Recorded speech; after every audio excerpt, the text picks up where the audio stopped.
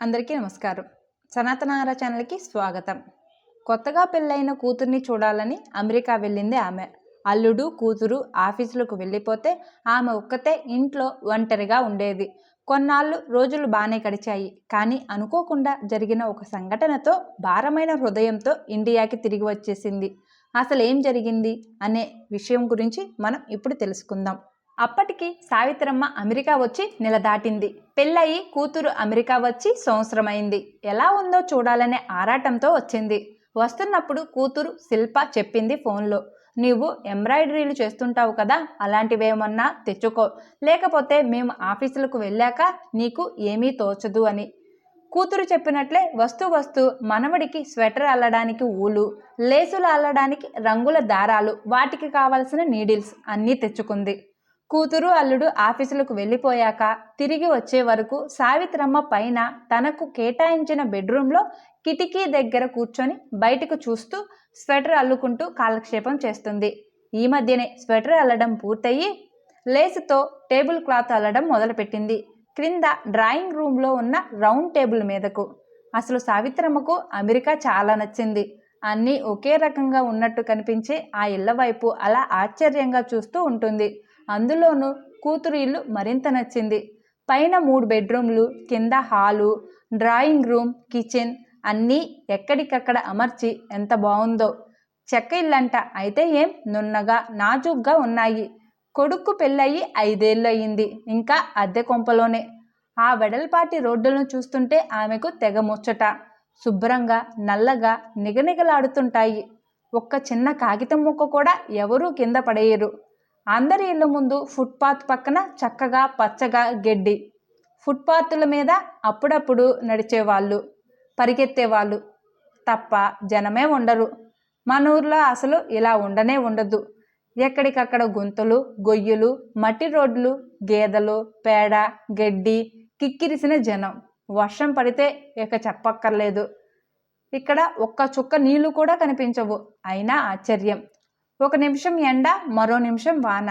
ఈ మధ్య సావిత్రమ్మకు ఆ రోడ్ల మీద నడవాలనే కోరిక కలిగింది. అది రోజు రోజుకు పెరుగుతుంది. రోజు ఉదయం నుండి సాయంత్రం వరకు ఆ కుర్చీలో అలాగే కూర్చోవడం విసుగ్గా ఉంటుంది. పొద్దస్తమానం అల్లి మెడ, నడుము నొప్పులు. సాయంత్రం ఎప్పుడవుతుందా, శిల్ప ఎప్పుడు వస్తుందా అని ఎదురు చూస్తూ కూర్చోవడం. ఇలా కంటే కాస్త అలా 4 రోడ్లు తిరిగి వస్తే బాగుంటుంది కదా. అప్పుడే ఇంటి పక్కగా ఉన్న ఫుట్పాత్ మీద చిన్నపిల్లలను పెట్టుకొని పెరోమిలేటర్ తోసుకుంటూ 2 కుక్కల్ని పట్టుకొని, కుక్కలు ముందు నడుస్తుంటే ఒక అమ్మాయి వెనక నడుస్తుంది గబగబా. ఆ అమ్మాయి కనిపించినంతసేపు చూసింది సావిత్రమ్మ. కొంచెం ఎండ వస్తే చాలు పిల్లల్ని కుక్కల్ని తీసుకొని వాకింగ్ చేశారు. అసలు ఆ పిల్లలు కానీ ఆ తల్లులు కానీ ఎంత తెల్లగా ఉంటారో, అంత రంగు ఎలా వస్తుందో. ఇక్కడి చలికి తెల్లబడతారా? శిల్ప కూడా తెల్లబడి చక్కగా ఉంది. కుక్కలు కూడా ఎంత బలంగా ఉంటాయి. ఏం తిండి పెడతారో ఏమిటో. ఈరోజు శిల్ప వచ్చాక గట్టిగా అడగాలి దోవ చూపించమని.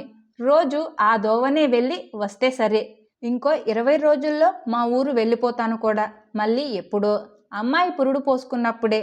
అదెప్పుడో మరి. సాయంత్రం ఎప్పుడవుతుందా, శిల్ప ఎప్పుడు వస్తుందా అని రోజు కంటే ఎక్కువగా ఎదురు చూసింది సావిత్రమ్మ ఆ రోజు. దేవుడు ఆమె కోరికను మన్నించినట్టు శిల్ప ఆ రోజు త్వరగా వచ్చింది. కిటికీలో నుండి శిల్ప కారుని చూడగానే చేతిలోని లేసును గబగబా ఉండ చుట్టేసి కుర్చీలో నుండి లేచింది సావిత్రమ్మ. శిల్ప గ్యారేజ్లో కారు పెట్టేసి అక్కడి నుండి లోపలకు ఉన్న తలుపు తాళం తీసుకొని లోపలకు వస్తూ పైనుండి మెట్లు దిగుతున్న సావిత్రమ్మను చూసి, అమ్మా ఏం చేస్తున్నావు అని అడిగింది. త్వరగా వచ్చేసావే, ఇవాళ శుక్రవారం కదమ్మా, కాస్త పని త్వరగా ఎముల్చుకొని వచ్చేసా. త్వరగా వచ్చావుగా, నన్ను కాస్త బయటకు తీసుకువెళ్ళరాదు? బూట్లు విప్పబోతున్న శిల్ప ఆగిపోయి నవ్వి, ఏమిటి బోరు కొడుతుందా అంది.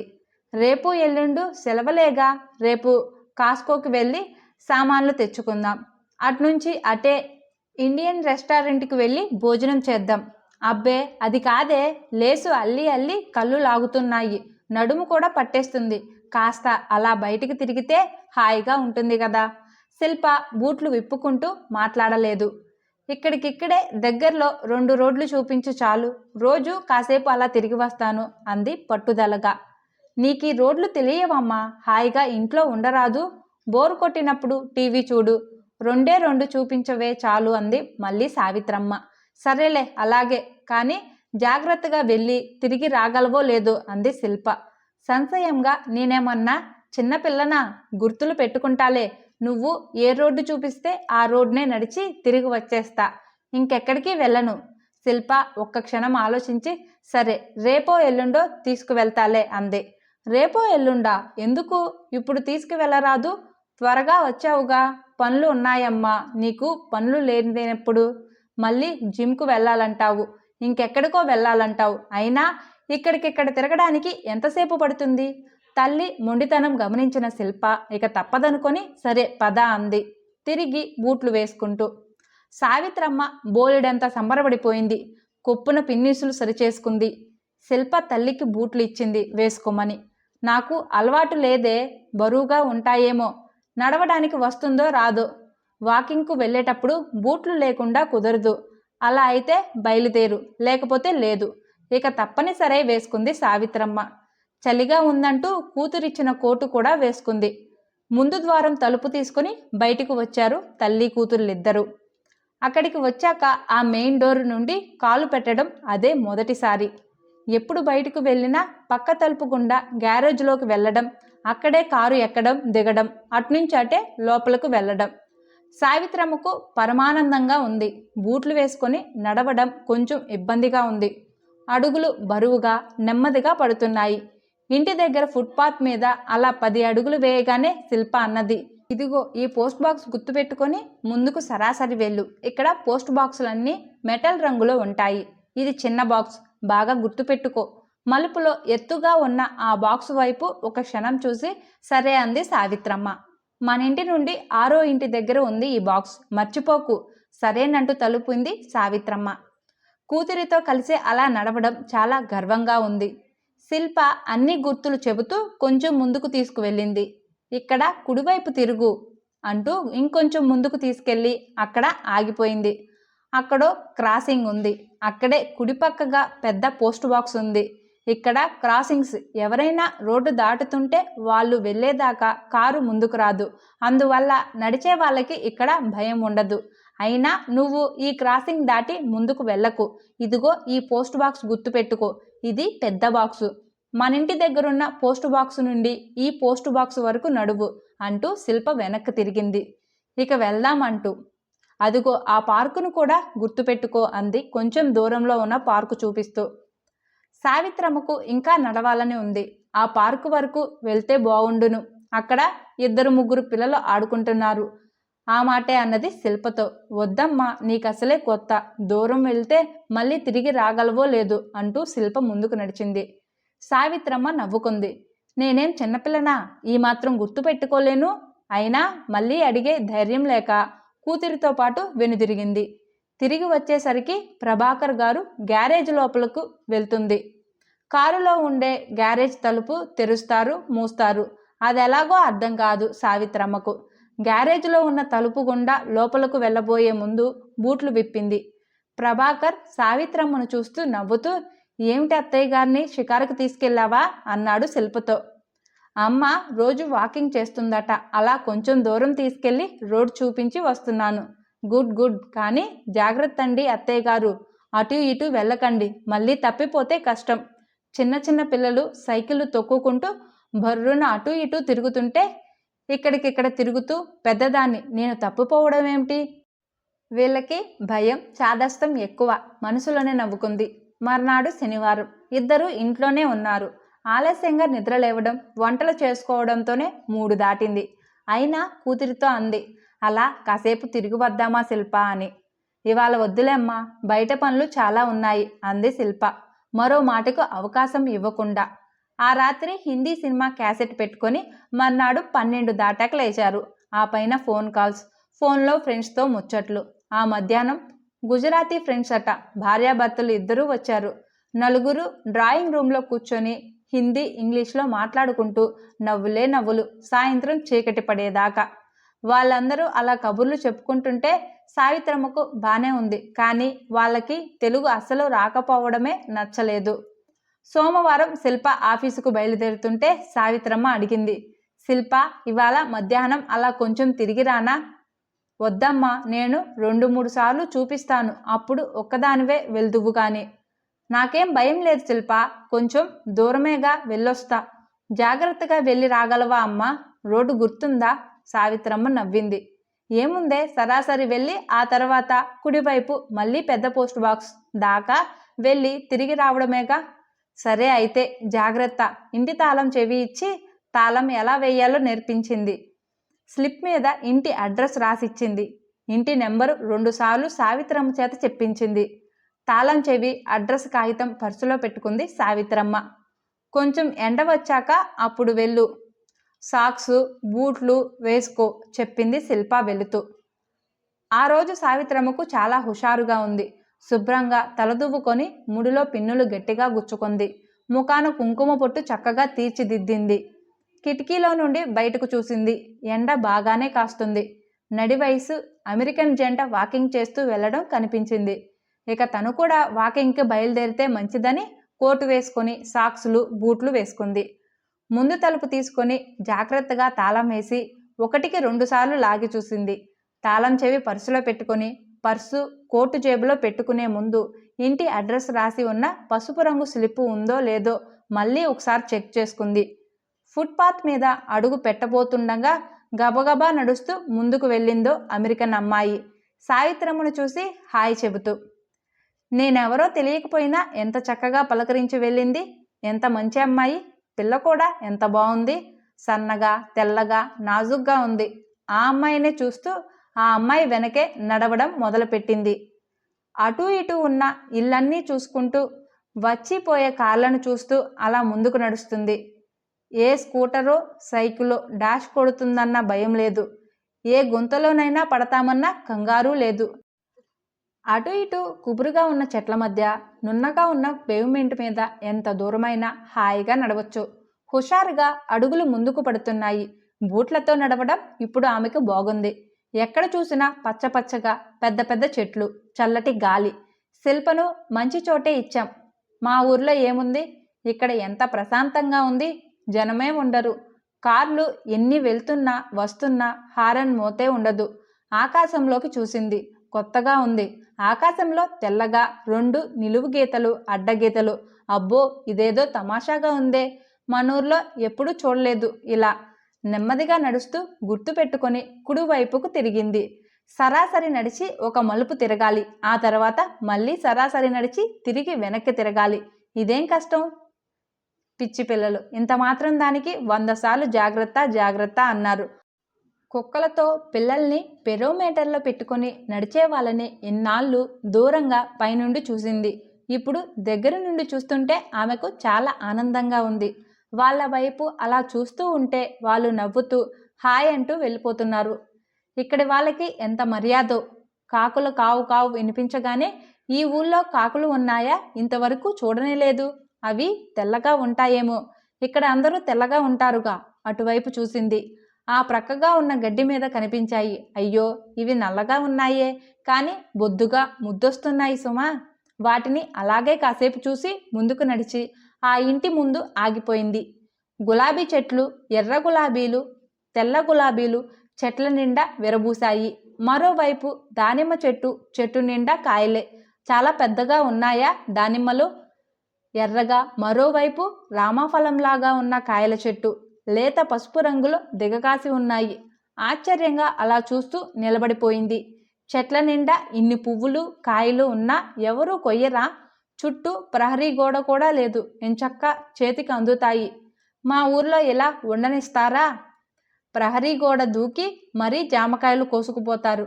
పోకిరీ వెధవలు. పిందెలు కూడా ఉండనివ్వరు. పండగొస్తే చెప్పా పెట్టకుండా మామిడి కొమ్మలు విరుచుకుపోతారు. ఎవరిని ఏమీ అనడానికి లేదు. అందరూ అయిన వాళ్ళే. అసలు ఇక్కడ దొంగ భయమే లేనట్లుంది. ఎంత బాగుందో. అబ్బాయికి కూడా చెప్పాలి ఈ ఊరు వచ్చేయమని. అప్పుడు హఠాత్తుగా స్ఫురణకు వచ్చింది సావిత్రమ్మకు. మొన్న శిల్పతో వచ్చినప్పుడు ఈ పళ్ళ చెట్లు, గులాబీలు చూడలేదని.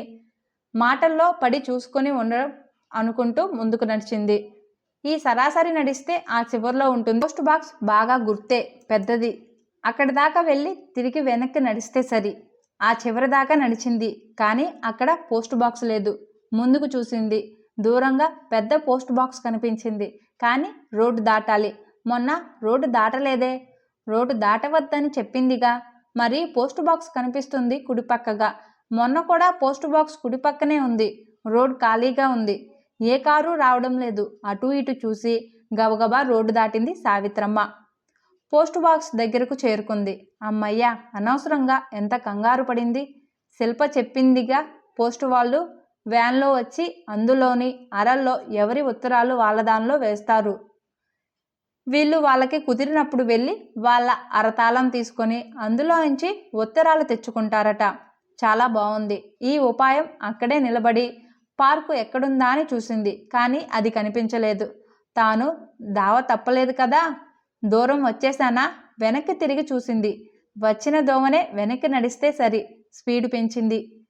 చేతితో కోటు జేబును తడిమి చూసుకుంది, పర్సు ఉందో లేదోనని. రోడ్డు దాటడానికి పేవ్మెంట్ చివరికి వచ్చి నిలబడింది. అంతలోనే ఎడమవైపుగా కారు వచ్చి ఆగిపోయింది. ఆ కారు వైపు చూసింది సావిత్రమ్మ. డ్రైవింగ్ సీట్లో ఉన్నాయన వెళ్ళమన్నట్లుగా తలూపాడు. ఆ కారు వెనక మరో కారు వచ్చి ఆగింది. కుడివైపు ఇంకో కారు ఆగిపోయింది. సావిత్రమ్మ రోడ్డు దాటపోతుండగా సావిత్రమ్మ కంగారుగా వెనక్కి వచ్చేసింది. గుండె దడదడలాడుతుంటే రోడ్డు దాటకుండానే ఎడమ వైపుకు తిరిగింది. పర్సులో నుండి అడ్రస్ కాగితం బయటికి తీసి ఇంటి నెంబర్లు చూసుకుంటూ నడవడం మొదలుపెట్టింది. ఆమెకు చెమటలు పడుతున్నాయి. రోడ్డు మీద నడిచే వాళ్ళు 2-3 ఎదురుపడ్డారు. వాళ్ళని ఆపాలని చూసింది, చేతిలో అడ్రస్ పేపర్ పట్టుకొని. కానీ ఎవరూ ఆగలేదు. అందరికీ హడావిడే ఏమిటో మరి. అప్పుడే ఆమె నడుస్తున్న వైపే పక్కగా కారు ఆగింది. చామనచాయిగా ఉన్నాడు. నల్లటి జుట్టు. మా వైపు అబ్బాయిలాగే ఉన్నాడు. సావిత్రమ్మ సంబరపడిపోయింది. అడ్రస్ చెబితే తప్పక ఇంటి దగ్గర దిగబెడతాడు. లేకపోతే ఎటు వెళ్లాలో చెబుతాడు. కారు దగ్గరకు నడిచింది. అతను సెల్లో మాట్లాడుతున్నాడు ఇంగ్లీష్లో. మాట్లాడుతూ సావిత్రమ్మ వైపు చూశాడు. అతను సెల్లో మాట్లాడడం ఎప్పుడు పూర్తి చేస్తాడా అని అలా చూస్తూ నిలబడిపోయింది. ఆమె అలా చూస్తూ ఉండగానే సెల్ డాషింగ్ బోర్డులో పెట్టేసి కారు స్టార్ట్ చేసుకొని బుర్రును వెళ్ళిపోయాడు. సావిత్రమ్మకు ఒళ్ళు మండింది. ఎంతసేపు నిలబడితే కనీసం ఏంటమ్మా అనైనా అడగలేదు. అంతలో ఒక అతను జాగింగ్ చేసుకుంటూ వస్తుండడం కనపడ్డాడు. ధైర్యం చేసి అతనికి ఎదురు వెళ్ళింది సావిత్రమ్మ. బాబూ బాబూ అంటూ అతను ఆగాడు. కాగితం చూశాడు. చెయ్యి అటూ ఇటూ తిప్పి చూపించి రైమని వెళ్ళిపోయాడు. అతను చెప్పిందేమిటో అసలు అర్థం కాలేదు. సావిత్రమ్మకు కళ్ళంట నీళ్లు తిరిగాయి. ఒక్క వెధవా సరిగ్గా చెప్పడే. కొంచెం ఇల్లు చూపించవచ్చు కదా. అదే మా ఊర్లో అయితే ఇలా ఉంటుందా? ఇంటికి తీసుకెళ్ళి దిగబెడతారు. కష్టం సుఖం అడుగుతారు. ఏదన్నా కష్టం వస్తే అందరూ వచ్చి పలకరిస్తారు, సాయం చేస్తారు. ఈ దరిద్రపు ఊరిలో జనమే కనపడరు. పాడు ఊరు, పాడుగోల. సావిత్రమ్మ అలా తిరుగుతూనే ఉంది. రోడ్డు పక్కగా అక్కడక్కడ ఉన్న రోడ్ నెంబర్ ఉన్న ప్లేట్లు చూసుకుంటూ. పైన ఆకాశంలో మబ్బులు కమ్ముతున్నాయి. గాలి వీస్తుంది. ఎదురుగా రోడ్ మలుపులో రోడ్ నెంబర్ ఉన్న ప్లేట్లు కనిపించింది. అటు నడిచింది. అడ్రస్ పేపర్ తీసి రోడ్ నెంబర్ ఒకటో కాదో చూసుకుంటున్నంతలోనే బలంగా వీచిన గాలికి ఆ స్లిప్ ఎగిరిపోయింది సావిత్రమ్మ చేతిలో నుండి. పట్టుకోబోయేంతలో ముడిలోని పిన్ను జారిపడింది. ముడి కిందకు జారింది. అందుబాటులో ఉన్న పిన్నును వంగి కిందకు తీసుకునే శక్తి లేనట్లు అలా నిలబడిపోయింది.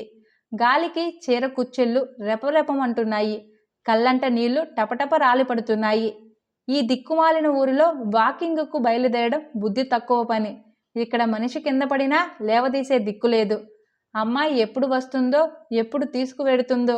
ఈ దిక్కుమాలిన ఊళ్ళే అన్ని ఇళ్ళు ఒక్కలాగే ఉంటాయి.